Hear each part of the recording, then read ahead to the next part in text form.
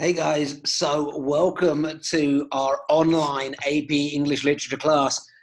We're going to do what we can to make this work.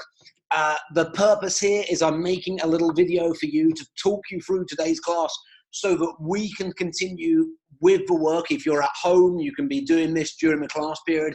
If you're here in school, well then, hello again. So you should be able to see my screen. We are continuing this week with the Harlem Renaissance, and we cannot continue any further without looking at one of the most important authors, poets, playwright, even musician of this period, and that is Langston Hughes. So what we're going to do today is, in this short video, I'm going to introduce the poet to you. I'm going to introduce two very important poems of his for you to have a read of and listen to outside of this. I'm going to give you a couple of assignments to go with it, as well as some practice multiple choice questions. So this guy here, Langston Hughes, he is considered one of the most important voices of this Harlem Renaissance. Big, of course, in the 1920s, left a huge legacy to this genre. This idea of music within art, within poetry, visual art, being really recapturing the voice that we've been spoken of so much, often trying to capture the voices that represent ideas of cultural heritage being lost, to protest against racial discrimination, but also rising together, asserting one's own voice and collective identity within this nation. And that's something you would have already seen in the poem you read in the 9th grade, I Too Sing America, when you were doing To Kill a Mockingbird. So let's have a look here. These are just a few images of the guy right here. I'm going to go straight into introducing what I think is probably his most incredible poem, and one which is really, really topical at this time, which is called Let America Be America Again. So what you're going to do for me with this poem is you are going to read it and listen to it, because with Langston Hughes, we really want to capture the musicality of the poem right here. So as you listen to it, I want you to think about that didn't work too well. Let's try that again. I want you to think about these 3 questions as you read. Question 1, who is the speaker of this poem? What message is he trying to convey? And who is he speaking on behalf of? That's what I just want you to think about as you read and listen to it. You're going to hear the word again. It's in that title. What is it trying to convey? And then thirdly, what is the tone? Are there any shifts in the tone? Now, question 4, I actually want you to write your answer to, which is how the poem makes you feel. And I want you to develop an answer of about 10 to 11 lines, so a short-ish paragraph, about how this poem makes you feel and what particular aspects contribute to you feeling that way. That is going to be the first part of today's grade. Once you've read and listened to the poem, you shouldn't spend more than 10 minutes to write that, because it's just a personal reflection, how it makes you feel. Remember the other questions you're going to think about. Now, in my, I didn't put it in the speaker notes, so I'll tell you what I'll do is I'll copy it over here. So in the speaker notes, which you should be able to see, and I'll share this presentation with you guys as well, you've got a link. You've got the first link here to the words of the poem right there. So that takes you to this website here, which gives you the words of these poems. The other link is to this YouTube video. And I was doing a bit of research trying to find the best one out there. This is a really well-read version of this poem. And I would encourage you to listen to this being read. It's got a bit of a musical background to it as well, which, as we know, is super important in the Harlem Renaissance. I don't know if I'm breach of copyright if I press play, just to give you an idea.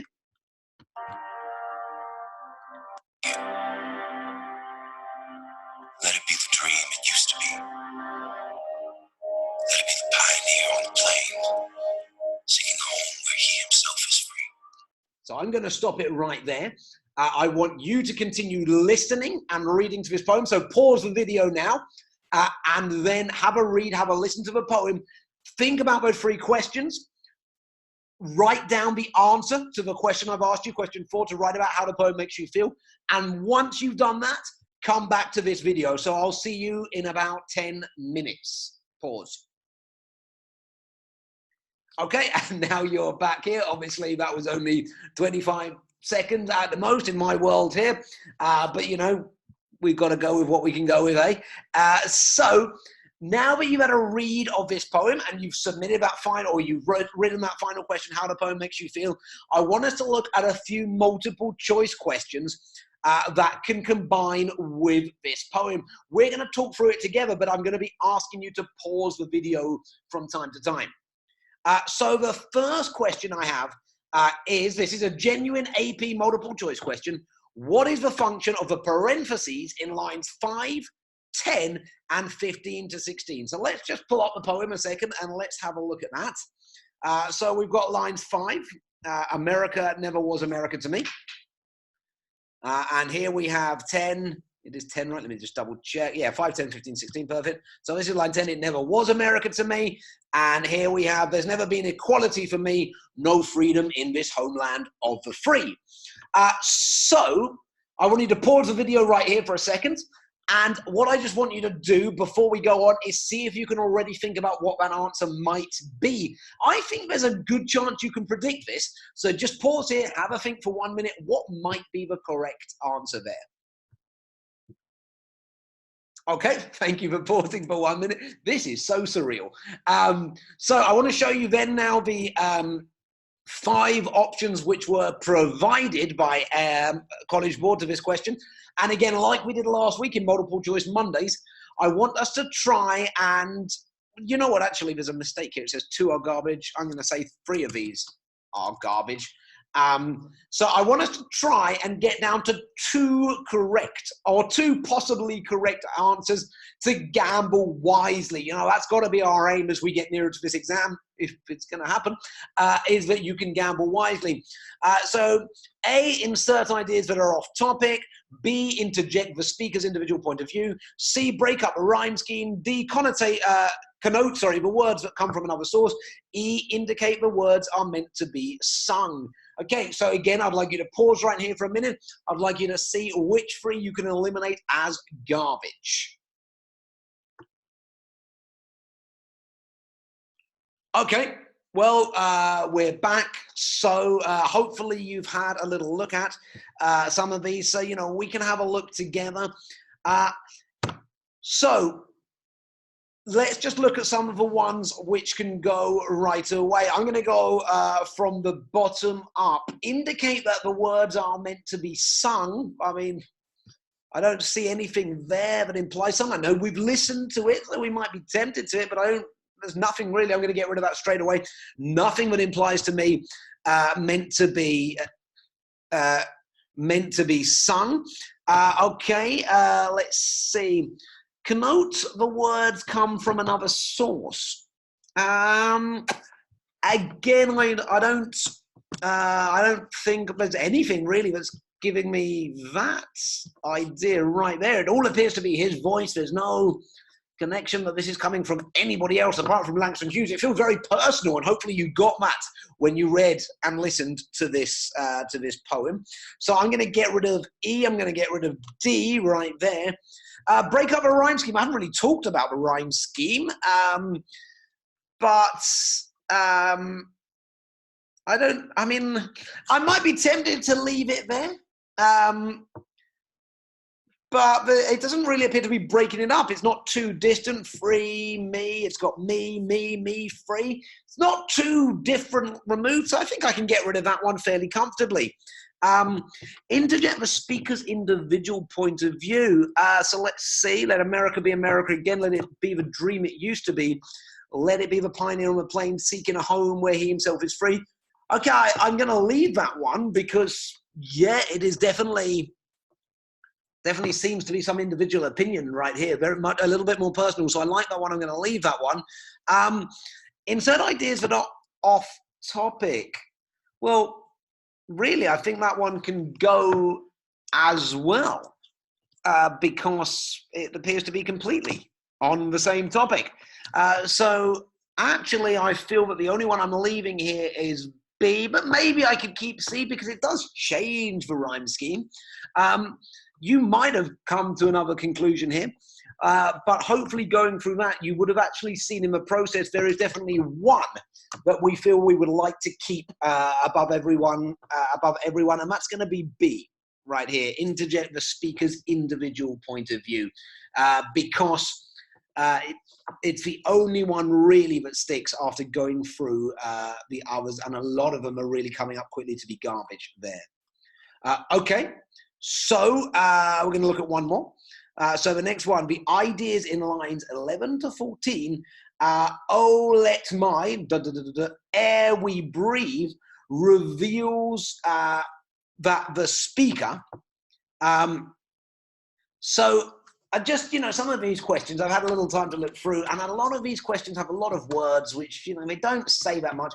Basically, it's saying, what is Langston Hughes conveying in these 4 lines? So let's pull it up. 11 to 14. So it's, oh, let my land be a land where liberty. Let's just double check on that. Yes, okay. So, oh, let my land be a land where liberty is crowned with no false patriotic wreath, but opportunity is real and life is free. Equality is in the air we breathe. So we've got those 4 lines there. Again, I would just like you to pause. I think this one is harder to predict, but we're still going to go that way. So I'd like you to pause here for 1 minute, have a look at that stanza, and just think to yourself, what is Langston Hughes trying to convey there? Pause for a minute, have a think about it, and then come back to this video in just 1 minute. Can I pause? No, I don't think I can. Okay, well, you're back after your pause. So let's have a look at the options College Board is giving to us right here. So, possibilities. A believes that America was predicated on hypocrisy. B concludes that Americans purposely tear each other down. C thinks that true liberty is impossible to achieve. D desires to live in another country. E deems America's roots patriarchal. Okay, again, what I'd like you to do is pause here for a minute, and I'd like you to have a look at those 5 options and see which 3 you think you can get rid of to try and gamble wisely on 2 possibilities. Have a look right there. I'll put the poem up again here as you go into a pause on those 4 lines right there.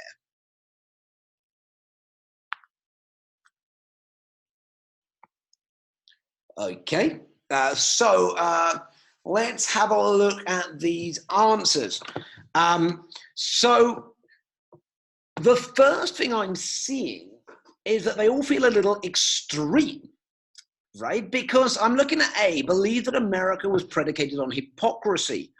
I'm tempted to leave it. It feels a little bit more extreme than what I'm getting personally from those 4 lines, but perhaps there's something there, so I don't want to get rid of that one straight away. Concludes that Americans purposely tear each other down. Again, I mean, it's extreme. I'm certainly not seeing anything that gives me that from those 4 lines, so I feel like I can get rid of B quite comfortably. C thinks that true liberty is impossible to achieve. Again, this is quite a strong statement. It's impossible to achieve. Let's just pull up the poem here again. Oh, let my land be a land where liberty is crowned with no false patriotic wreath, but opportunity is real and life is free. Equality is in the air we breathe. It's kind of does seem to fit in the area that he's speaking about, Hughes. It's a very extreme statement, but I'm coming to the conclusion here that I'm gonna have to keep with one of these rather extreme statements here. So I think I'm tempted to leave C in there.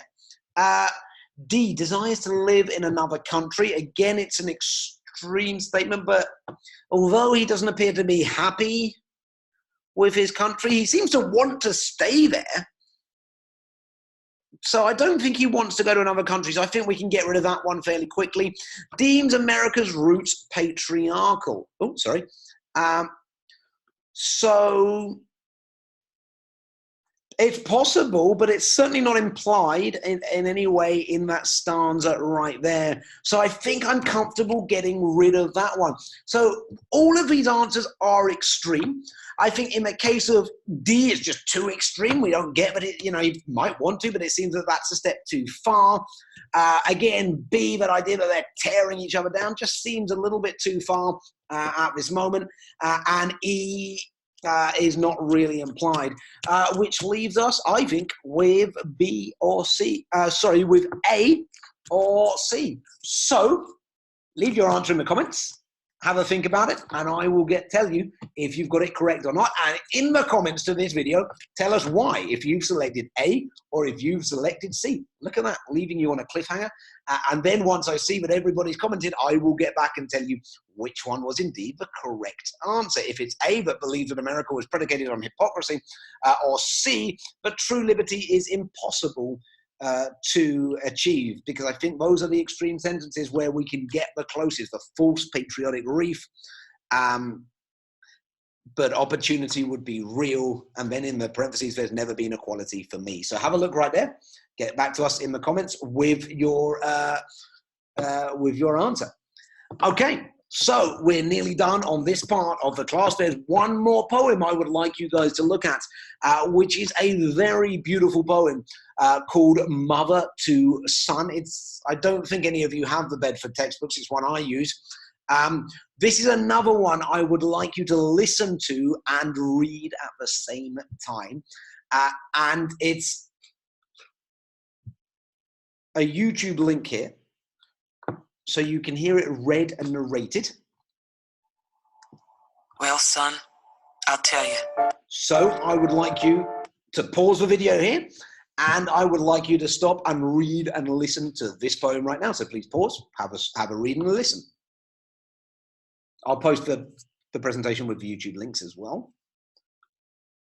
Okay, once you've done that, what I would like you to do now is try and show some analysis of that